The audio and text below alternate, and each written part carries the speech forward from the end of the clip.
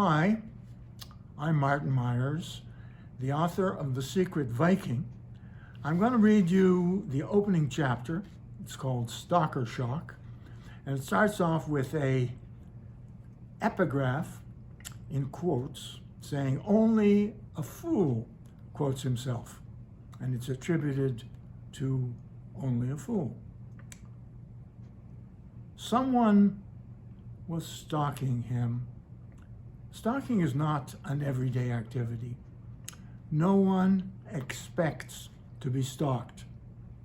That may explain why the target of the stalker's attention had been slow to perceive the persistent presence of a person unknown lurking about on the lazy periphery of his vision.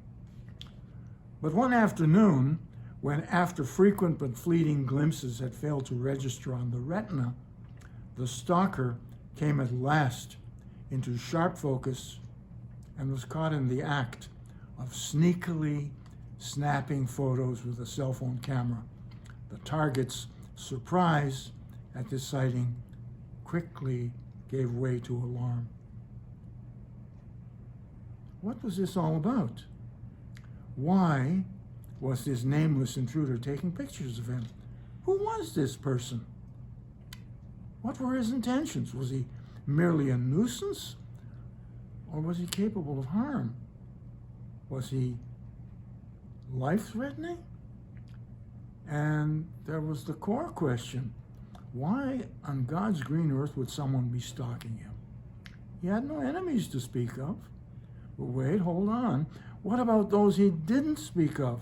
A disgruntled student, perhaps, or a jealous colleague.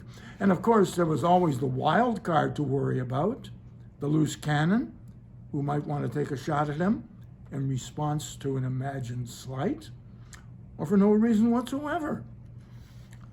Only after numerous sightings of the insistent individual over several weeks had it dawned on him that this unlikely person in the green, ill-fitting tracksuit was tagging along behind him, coming uninvited into his lectures, sitting silently, somberly at the back of the hall, intently observing him, studying him, listening to him, taking in every word, digesting every thought, all the while, unobtrusively, clicking away on a cell phone camera.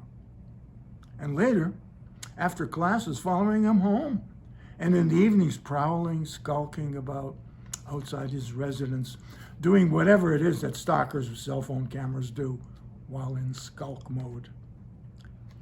Apprehensive though the focus of this wave of insistent interest was, he did not give in to panic. He was confident that if physically threatened, he was more than capable of defending himself. He had, after all, been trained in the martial arts and was no stranger to violence. Unbeknownst to friends and colleagues, while on undercover missions in undeclared wars, he had on numerous occasions found it necessary to subdue armed assailants with his bare hands, severely injuring a number.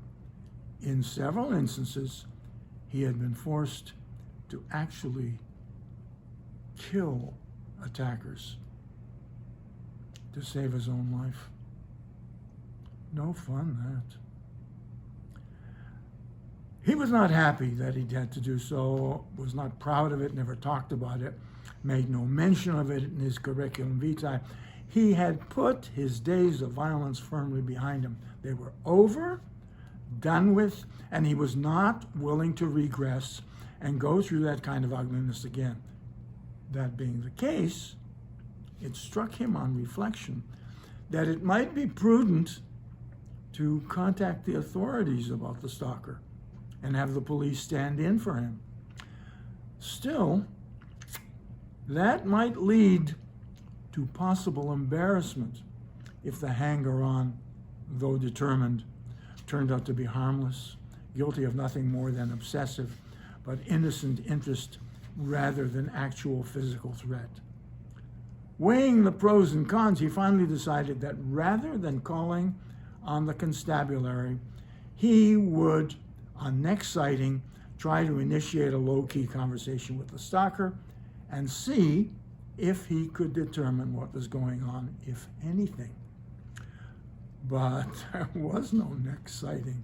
The following day, the mystery guest and his sneaky cell phone camera were nowhere to be seen, nor the day after, nor the day after that. Abruptly, it now seemed, the persistent stalker had sunk from sight. Still, the worrying thought remained afloat. There was no way to be certain that this sudden absence was the end of the matter. Having popped up from out of nowhere, the stalker could, conceivably, resurface at any time. The possible threat, therefore, might still be out there, somewhere, close by, lurking in the bushes, hiding in a doorway, watching him from a rooftop, perhaps, through a bigger camera with a longer lens.